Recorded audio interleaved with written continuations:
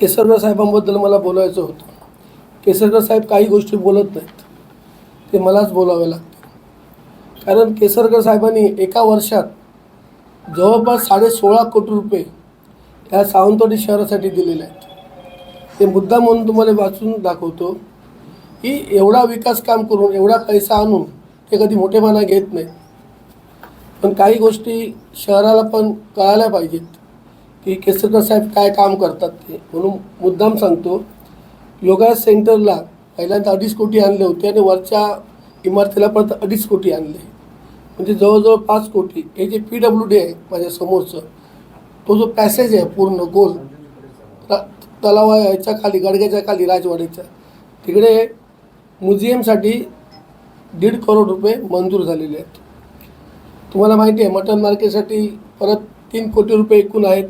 मोती तलाव जो आहे, तो आंब्याचं झाड आहे, ते जांभळीचं झाड आता पडलेलं आहे, तिथं त्या सुशोभीकरणासाठी 1.30 लाख आलेले आहेत. सावंतवाडी रस्ते व गटार याच्यासाठी दीपकबाईंनी खास 3 कोटी आणले. ते फक्त त्या ठिकाणच्या आमदारांनाच मिळतात. सावंतवाडी जे तलावाची फुटपाथ आहे याच्यासाठी 60 लाख रुपये फुटपाथसाठी आता मंजूर आहेत. ती सुद्धा कामं आता सुरू होतील.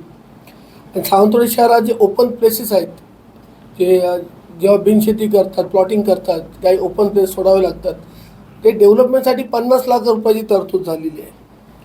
आणि समाज मंदिरकडे जे बाबूला काय म्हणतात चाळ आहे, त्याच्यासाठी 40 लाख आहेत. आणि जे फायर स्टेशन जे आता बांधलं गेल्या वर्षी, त्याच्यावरती 1 कोटीची प्रशासकीय इमारत, त्याची सुद्धा दीपकबाईंनी पैसे मंजूर करून आणले. त्याच्यावर कार्यालयावर, आणि जो कारंजे आहे तो 3 कोटाचा काहीतरी कारंजे 10 लाखाचा इथं तिथं होईल. ते जवळजवळ 16.5 कोटी रुपये सन्माननीय आमदार दीपकबाईंनी इथं आणलेले आहेत.